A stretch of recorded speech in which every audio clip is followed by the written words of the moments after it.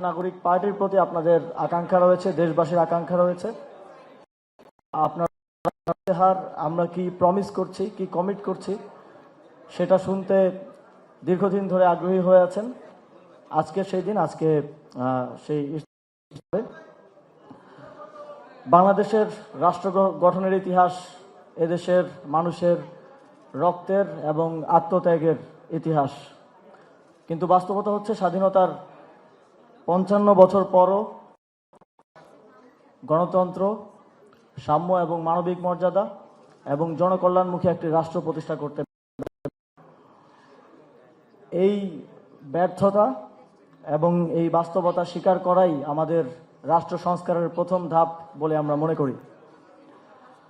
দীর্ঘদিনের দলীয়করণ, ক্ষমতার কেন্দ্রীকরণ ও বিচারহীনতা রাষ্ট্রীয় প্রতিষ্ঠানকে দুর্বল করেছে। এর ফলে নাগরিক অধিকার সংকুচিত হয়েছে এবং শাসন ব্যবস্থায় জবাবদিহিতা ভেঙে পড়েছে, যার পরিণতি ছিল একটি ফ্যাসিবাদ উত্থান। প্রিয় উপস্থিতি, জুলাই গণঅভ্যুত্থানের পর গণতান্ত্রিক রূপান্তরের ম্যান্ডেট জনগণের আকাঙ্ক্ষা এবং গণঅভ্যুত্থান ছিল জনগণের স্পষ্ট বার্তা রাষ্ট্রকে আগের কাঠামোতে চালানোর বিপক্ষে এবং একটি নতুন গণতান্ত্রিক রূপান্তরের মাধ্যমে রাষ্ট্রের পুনর্গঠন এবং পুনর্বিন্যাস।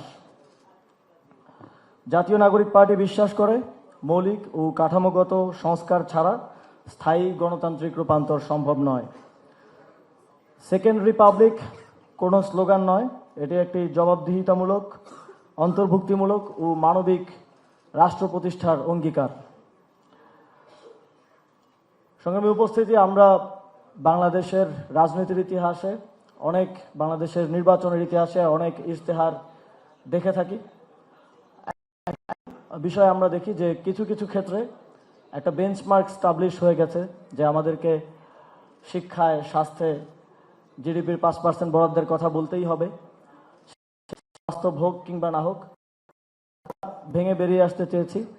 আমরা বাস্তবতার নিরিখে এই ইশতেহারের মধ্য দিয়ে আগামী 5 বছরে বাস্তবতার ভিত্তিতে যতটুকু বাস্তবায়ন সম্ভব এবং যতটুকু আমরা পারবো বলে আমরা বিশ্বাস করি, ততটুকুই বাংলাদেশের মানুষকে প্রমিস করতে চাই।